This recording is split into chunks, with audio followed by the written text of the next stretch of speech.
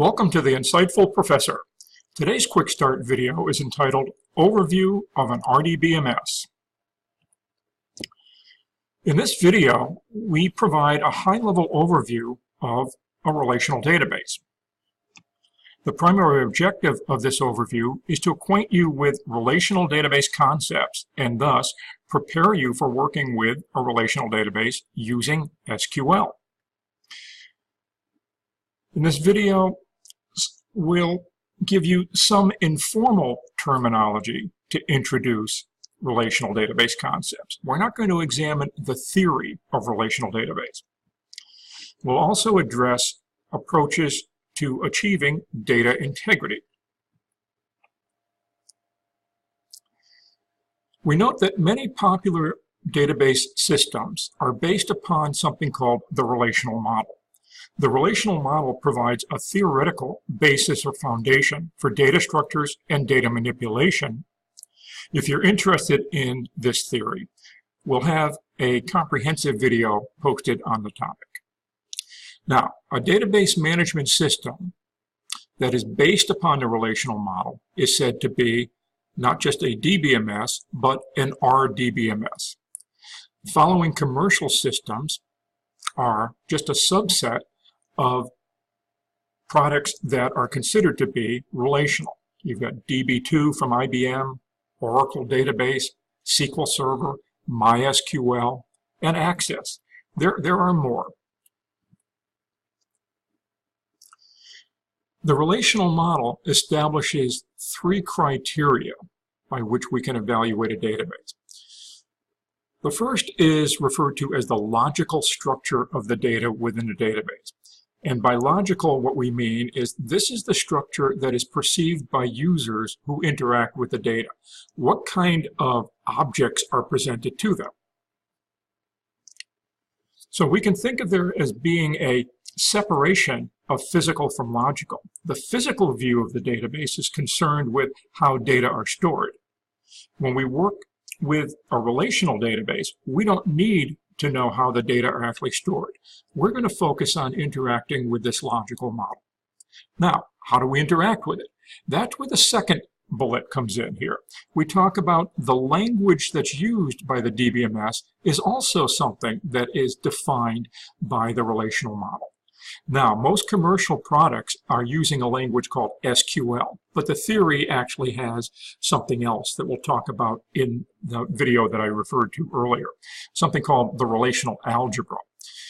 We don't have to get concerned with that because SQL is based upon that. Now, the language for the relational model, whatever it may be, defines a set of operators that determine how users will operate on the data or manipulate that logical structure. And finally, the third aspect or criteria for the relational model is what we call database integrity.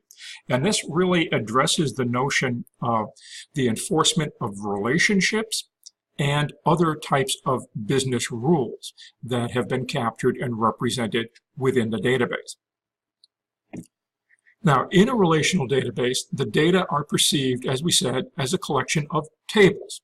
And these terms that I've highlighted here in italics and color, these are more or less informal terms. These are not the terms you'll see if you investigate the theory of relational database. So we talk about a collection of tables. That's the logical structure. Each table consists of columns and rows. Now, each column has to have a unique name. Now, this is kind of important, a unique name within each table. When we retrieve data from a table, we use the names of the columns in our manipulative language to identify the values we want returned from our query. So if a table was allowed to have two columns with the same name, then it would be ambiguous when we refer to that name.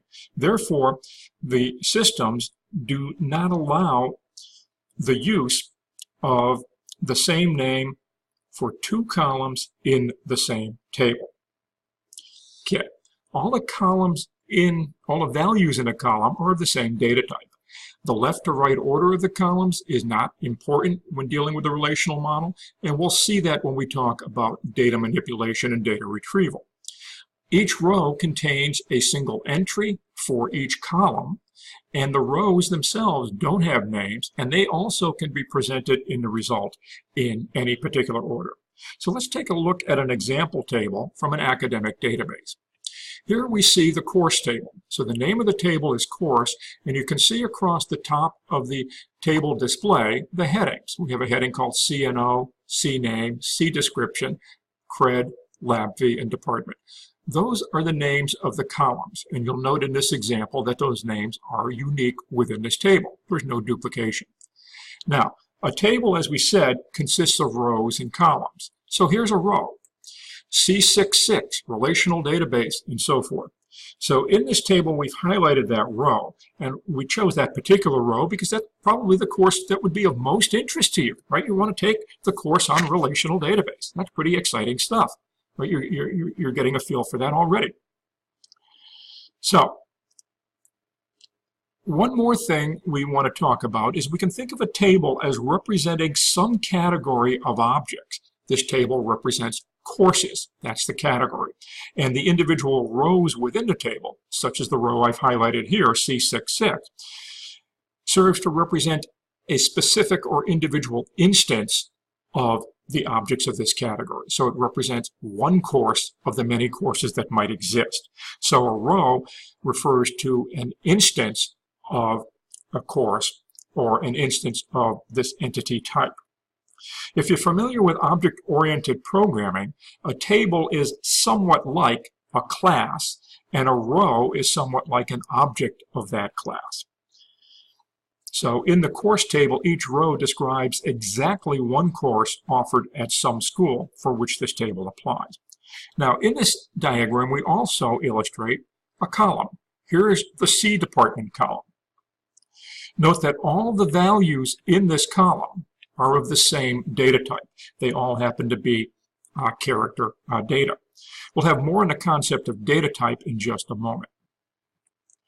Now, the language, we talked briefly about the structure. The language of the relational model in terms of commercial products, not of the theory, once again, is this language called SQL, which, if you're interested, stands for Structured Query Language. It's the standard relational database management system language used with almost every database that's considered relational. Now, a couple of the very important characteristics of SQL. SQL is said to be non-procedural. This means a SQL statement or an SQL statement indicates which rows that you want to retrieve and which columns from those rows. But within your request, you don't indicate how to go about getting that data. So basically, SQL can be considered a declarative or descriptive language in that the statement that you write when you're doing data retrieval describes what the output will look like or describes the content of the result without specifying what process to go through to actually produce that result. SQL also supports the concept of set-level processing. And this is a very important concept in relational database in general, and SQL supports this, meaning that a SQL statement or an SQL statement can refer to and operate or affect many rows, that is, a set of rows. Now, we promised we'd mention what data types are, and here we introduce it. A data type effectively refers to the kind of data and determines the valid operations that are permitted on the data. So when a table is defined to the database, each column is specified as drawing its value from a particular data type. So we could have, in a simple sense, character data. We could also have, in a simple sense, numeric data. So for example, if we were to give a name to something, like a person's name, that would be character data. If we were to talk about a person's age or weight or height, that would be numeric data. So that says something about the values that would be applicable to the particular items that we just mentioned, but also it makes sense then if we have numeric data, like for a weight, that we could do arithmetic with it. But it doesn't make sense to do arithmetic with a name because it's defined as character data. So that's the notion of data type. So when we design a database, we're going to specify the data types of our columns and subsequently use that when we go and create the tables. Now, some systems are going to support additional data types beyond those identified by what is called the SQL standard. But if you think broadly about character data and numeric data, that pretty much encompasses most of what you would be dealing with. But relational databases were designed to support businesses, so therefore they have to be able to represent all kinds of business data. So in addition to the numeric and character data, you'll see things like date-time data, being able to store a date value and treat it as a date, not as a character string, not as a number, but as an actual date, and respect the values that are appropriate for a date. So there are many more data types, but that gives you the idea of hopefully what they are. Now, in terms of language functionality, what we see is there are three categories of SQL statements. There are data definition statements. These are referred to as the data definition language, or DDL. There are data control statements, and again, a subset of SQL, we call it the data control language, or DCL. And then there's also a data manipulation, or DML, data manipulation language. Now, based upon the responsibilities of individuals working with the database, some individuals will use the data control languages. Some will use the data definition language, but not everyone is going to be using data control and data definition. I've kind of outlined the idea here that database administrators would be using data definition, database administrators might be using data control, or there might be some kind of a security administrator. He or she would be using data control. The third category, the data manipulation, is the one that's probably of most interest to us as a broad audience. Data manipulation has operations to retrieve data from the database, to insert, delete, and update rows stored within tables. So data manipulation would be the language used by effectively everyone who's working with a database. And again, I've taken the liberty here of including retrieve as an operation for data manipulation. Some folks will say, well, that's distinct, it's not manipulative, but it's just data retrieval, ending up with a fourth category. I'm not going to discuss that or get into that debate. Now, here's some sample statements. We start off with a sample data definition statement. The one we're using here is the one to create a table. So cleverly, that's named create table. Create table assigns a name to a table and then defines the structure of the table in terms of assigning names to the columns and specifying the data types. What kind of data will be stored in each of the columns. And also we can define what are called integrity constraints. And we'll talk about these in just a moment. Things like primary key and not null, and foreign keys or reference constraints. Here's some data control language statements. Now, the data definition is going to vary between products. So Oracle, DB2, and SQL Server will have slight variations. When we talk about data control, there may be even more variations. We typically refer to the authorization or the privileges given to a user, which allow them to perform operations or access data. So there's some sample statements here in terms of authorizing a user to perform an operation by using a grant statement and kind of retracting that authorization by using what's called a revoke statement. So again, there are two broad categories outlined in the slide in terms of where data control will come into play. Again, this is much more relevant to database administrators than to general users of the database. So I'm going to move forward, and now we'll get into data manipulation. And this is the fun part, because this is the subset of SQL that applies effectively to the whole database community.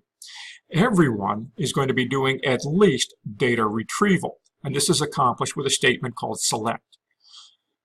Application developers, probably database administrators as well, will be doing things like insert, update, and delete, which allow the addition of new data to a table within a database, changing of existing rows within a table in the database, and a removal of rows from some table within the database.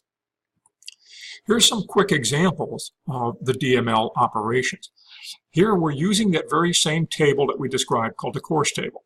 The select, notice it's selecting only some of the columns. If you go back and review the create table statement, there were 6 columns assigned to the course table. So we can select only the columns that we want to see in the result, a subset of the columns. Notice also the where clause. Over here we note that the where clause expresses a condition. Every row that satisfies the condition will be affected by the operation. So in the case of select, we will not retrieve every row from the table. We will retrieve only those rows where the value in the C department column is equal to CIS. So we're not going to retrieve philosophy courses, theology courses, courses from any other department but CIS, because the condition in the where clause must evaluate to true for the row in order for that row to appear in the result. And in this case, we're selecting a subset of the columns as well as a subset of the rows. And we specify which columns we want. The delete allows us to remove one or more rows. The where clause again applies as noted over here. The update allows us to modify the value in one or more columns in one or more rows, and again, the rows that are targeted for the update are identified in the where clause as we've described it previously. And the insert allows us to construct a new row and add a new row to an existing table. Now, very important point about the where clause. If you don't include a where clause, then you're not restricting which rows are affected by the operation. Therefore, all of the rows participate. So if we went back to the select and simply said select CNO CNAME from course and did not specify a where clause, we would get all of the rows from the course table returned.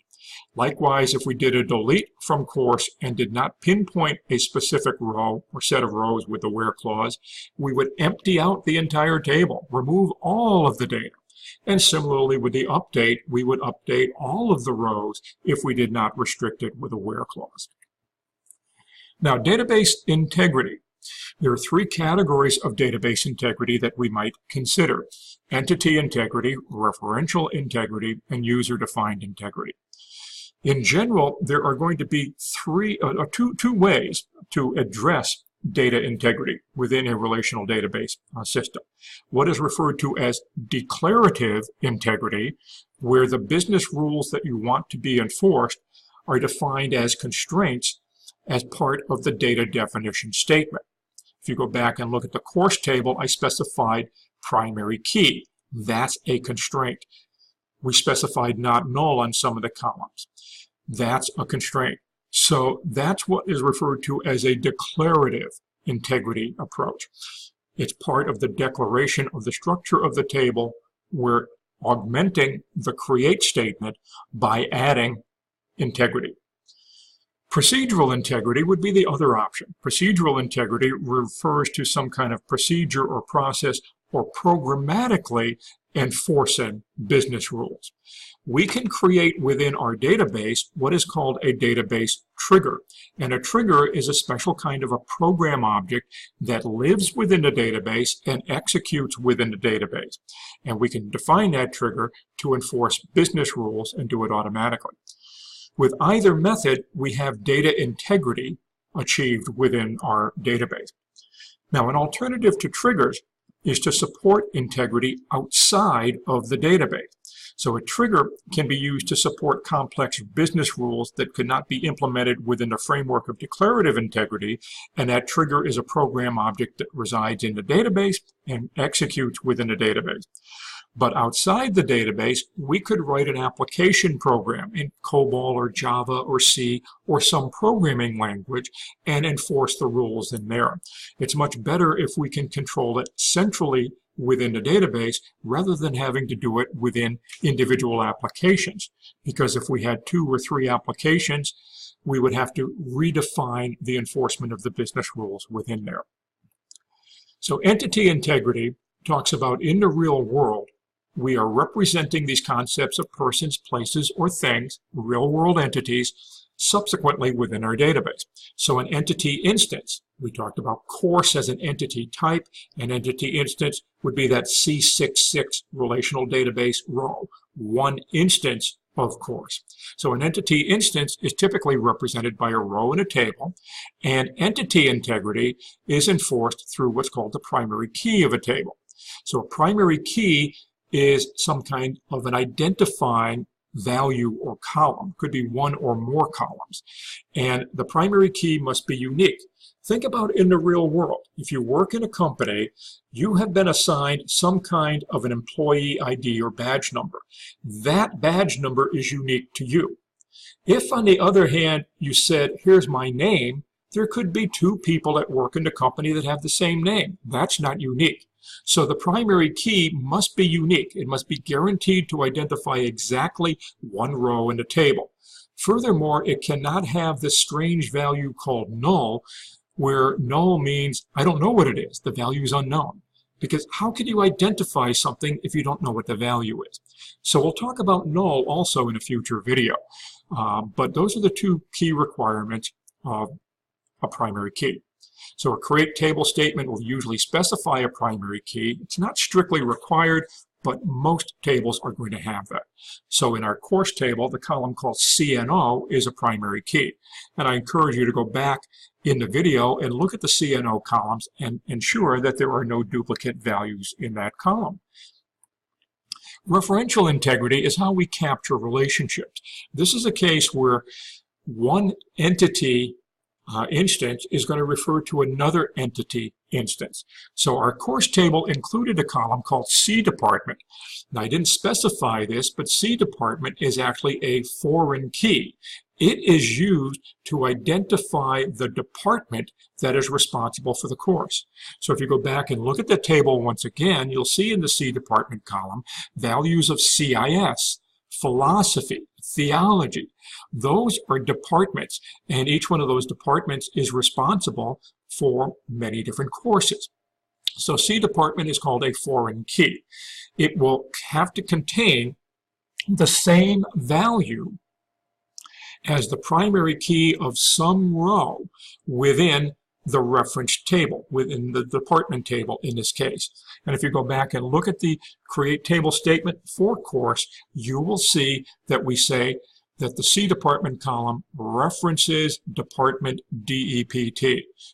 So it means the value in C department is making a reference to, hence will contain the same value as some rows DEPT column. DEPT is the primary key in the department table. I didn't show you that table, but we'll see it in a future video.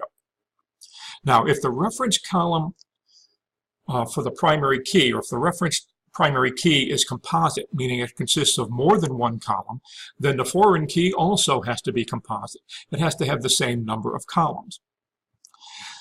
So what's the benefit of referential integrity?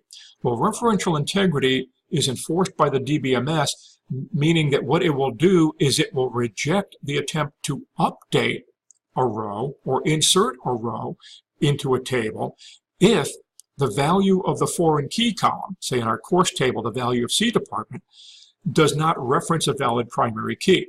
So say, for example, in the department table we have CIS, philosophy, theology, management, no other departments. Then those would be the only values that C department could contain in a row in the course table. If you tried to put history in there, the system would not allow you to create that row with an insert or update an existing row setting C department to history, because there is no row in the department table that has history as a primary key. So that's referential integrity.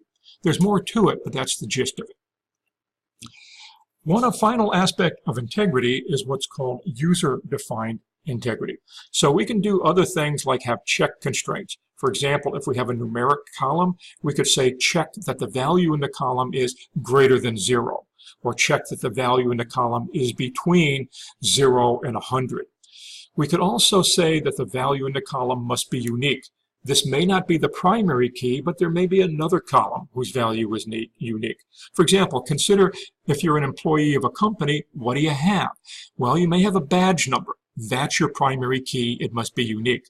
But every employee may also have a social security number.